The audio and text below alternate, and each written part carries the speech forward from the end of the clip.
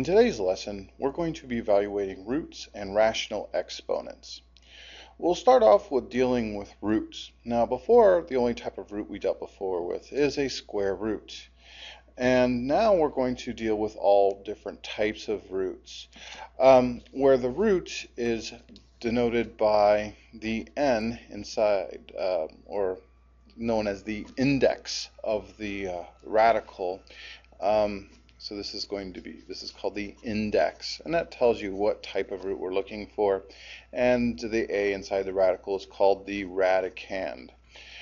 When we're going to evaluate something like this, let's say we have an index of 5 and we have a radicand of -32, or n equals 5 and a equals -32 respectively. So when I write this out, it's going to look like this. I'll say, I'm going to call this the fifth root, so I'm trying to find the fifth root of -32. So where in a square root we're looking for pairs or groupings of 2, if I have a fifth root, I'm looking for groups of 5. So if I were to find the prime factorization of -32, I could call it -2 times -2 times -2 times -2, 5 times, and that would give me -32. And so thus this will evaluate to -2 because I have a single grouping of 5 -2's. Thus my answer is -2. Now in our next one, we're going to have an even index, and of this case 4, and an a value of 625. So I'm looking for the fourth root of 625. So if I were to find the prime factorization of 625, I would end up with 5 times 5 times 5 times 5, and I would have a total of four 5s, and thus I'd have a single grouping of 4, so I could evaluate that to just 5. So that works out pretty nicely. However, there's another possibility. I could also say, well, instead of being all positive 5s, they could all be negative 5s. -5 times -5 times -5 times -5. Because if you remember, a negative times a negative is going to give me a positive, and here I have another negative times another negative, which will give me another positive, and a positive and a positive will give me a positive. So I could also say that -5 could be the root in this case. So therefore, my solution is going to be plus or minus 5. So anything that has an even index, you have to be on the lookout for these plus or minuses, because it could be either one. I have another example here. However, so I want to the only difference being is that I have -625. And if I want to find how many roots there are, well, if there are any, in this case I'd be looking at 5s just like the other one, but however, if I did, I could either do all positive 5s or all negative 5s. But in this case, you would always get a positive 625. So this particular answer, there's going to be, it's not possible to find any real roots, so there's going to be no real roots.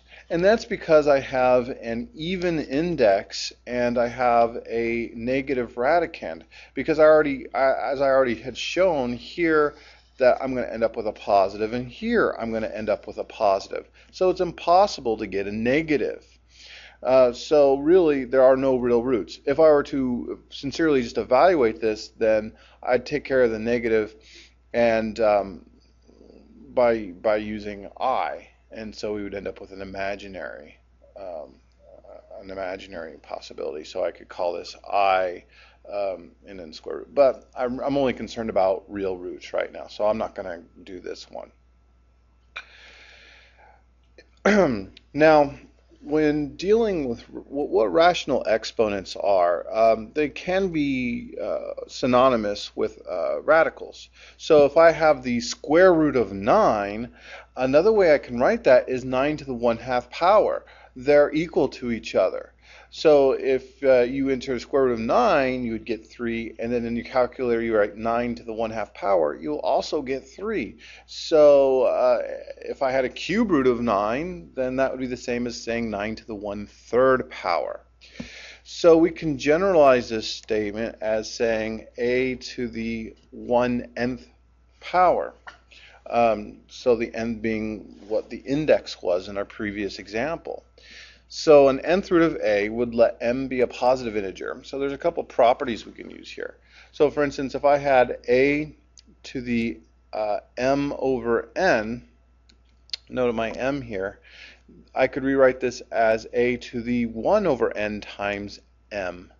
And anything that's to the a to the 1/nth power equal to the nth root of a, just like as I've shown up here. Those are synonymous. And likewise, if I had a negative, it's all the same except everything is in the denominator, but I have to add in one stipulation that a cannot equal 0.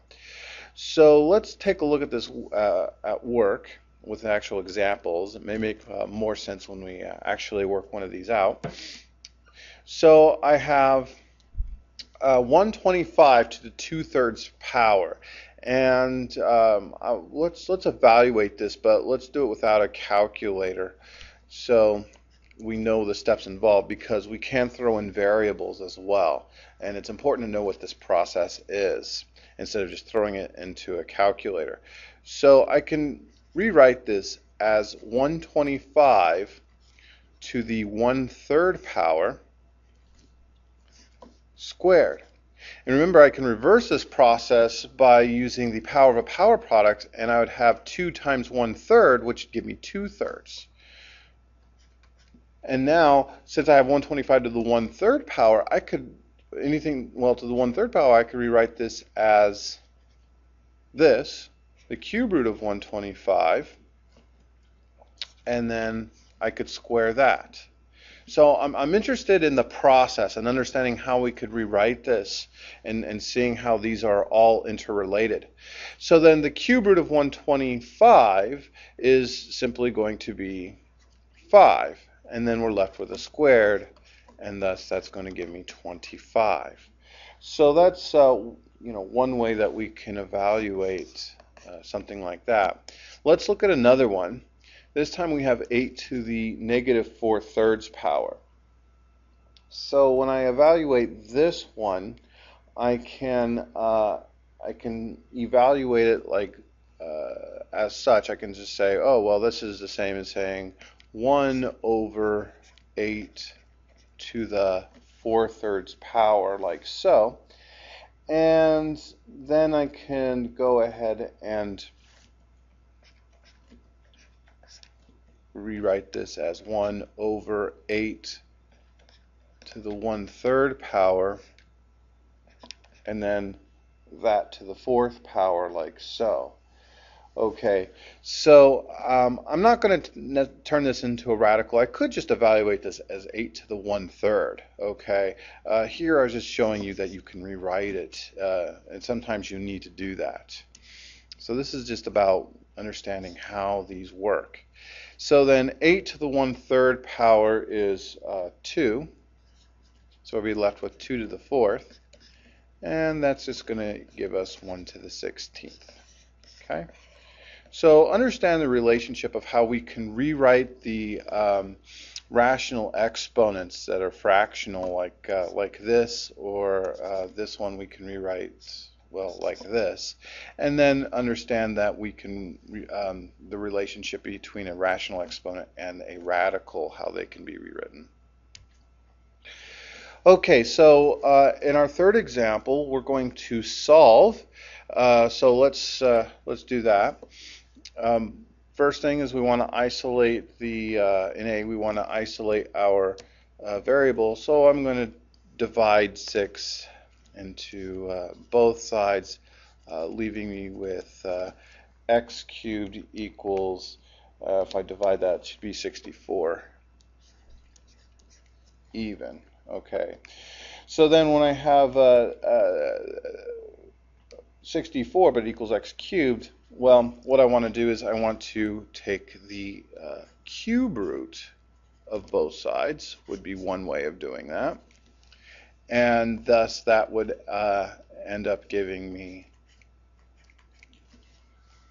x equals, and then if I found the prime factorization of 64, that's just going to give me 4. I don't have to worry about plus or minus. Remember, we had, plus or minus we have to worry about if it's even, but since 3 is odd, I don't have to write plus or minus 4 because I can. It's just going to be 2 times 2 times, or 4 times 4 times 4. If it was negative 4 times negative 4 times negative 4, then we'd be dealing with a negative number. But that would work. Similarly, if I just, I'm going to backtrack. Let's say I had x cubed equals 64. I could have also put these to the 1/3 power. Would have been another way of doing that. So that would be 3 times 1/3 would be 3/3, which is just 1. And I'd have 64 to the 1/3 power. So thus x would equal, and then 64 to the 1/3 power is 4. So recognize there's more than one way of approaching these if you know how both these rational exponents and roots work. Okay, so in B, let's do that one. We're going to go ahead and we're going to take the 5th root on either side here. So I'm just going to go ahead and do the 5th root here, and I'll do the 5th root here. So I'd be left with x minus 8 is equal to, and then I just need to figure out what the 5th root of 100 is. In my calculator, I could do the 5th root of 100, or I could do 100 to the 1/5 power, which is approximately 2.51. So I'd just say, oh, that's going to be 2.51, and then I'm going to add 8 to both sides. One thing I want you to notice, though, is I did not put a plus or minus here. And the reason I did not put a plus or minus there is because there really isn't a need for it, because it's going to, again, an odd index, okay? And because it's an odd index here, 5, then I'm just going to leave it as a positive. So my answer would be x is, well, approximately equal to 10.51. Okay, so then I would box that in like so, and that would be my answer. But let me show you what I mean if it was slightly different. Let's say I had, so I'll throw in one last one real quick here, since it just occurred to me. If I had x minus 3 to the 4th equals 21, and I want to evaluate this one, then I would do the 4th root of both sides. Okay, so I'd do the 4th root here, and I would do the 4th root here. But because this is even, I want to do plus or minus. Just like with the square root, we put a plus or minus because it squares an even index. So here I have equals plus or minus the 4th root of 21. And then I would, from here, I would add 3 to both sides. And then I would be left with x equals 3 plus or minus the fourth root of 21. And if we wanted to find the decimal version of that, we'd enter that into our calculator. But so be aware, there's a difference between odd and even indexes. The evens, you have to worry about your plus and minuses, like so. Okay? Anyway, that's evaluating roots and using rational exponents.